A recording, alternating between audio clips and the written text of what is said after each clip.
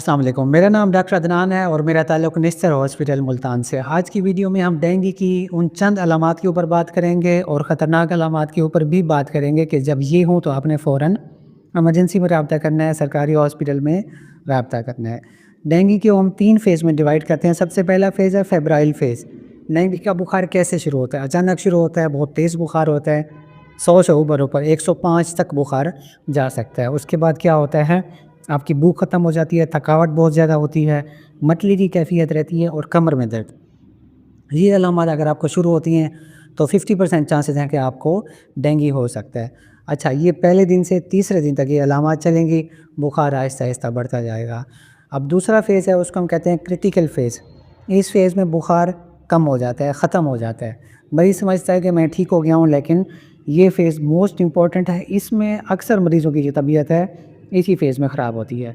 क्या होता है, बुखार कम हो जाता है जिसको हम डिफ़र्विसेंस कहते हैं। उसके बाद पेट में दर्द, उल्टी बहुत ज़्यादा होती है।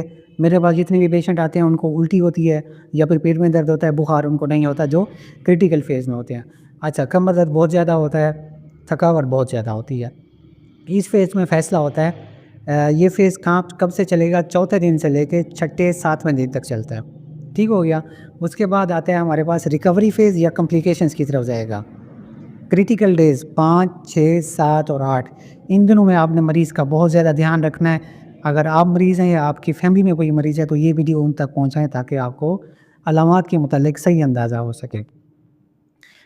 प्लेटलेट कम होते हैं, हेमाटोक्रिट बढ़ता है और अगर पेशेंट ने रिकवरी की तरफ जाना है तो 7वें 8वें दिन बाद पेशेंट को भूख लगना शुरू हो जाती है, पेशेंट चलना-फिरना शुरू हो जाता है और रिकवरी का पीरियड शुरू हो जाता है। अगर उसने रिकवरी की तरफ नहीं जाना, 100 में से 90 मरीज़, 85 मरीज़ रिकवरी की तरफ जाते हैं। बाकी जो 10 मरीज़ हैं उनको 5वें, छठे, 7वें और 8वें दिन क्या होता है, प्लेटलेट कम हो जाते हैं, अपना दिल बैठने लग जाता है जिसको हम डेंगू शॉक कहते हैं, उसमें चक्कर आने लगते हैं, बीपी बहुत ज़्यादा कम हो जाता है और क्योंकि पानी जो है ना वो रगों से निकल के बाहर की तरफ आने लगता है।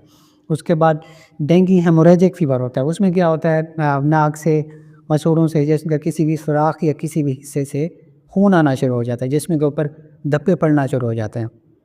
क्रिटिकल फ़ेज़ में रैश भी होती है जिसको हम डेंगू से रिलेटेड मैक्युलोपैपुलर रैश कहते हैं।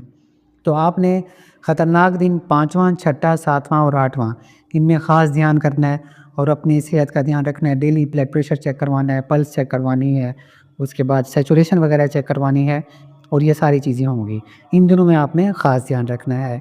90 मरीज़ रिकवरी की तरफ जाएँगे, 10 मरीज़ जो है ना वो कॉम्प्लिकेशंस की तरफ जाते हैं।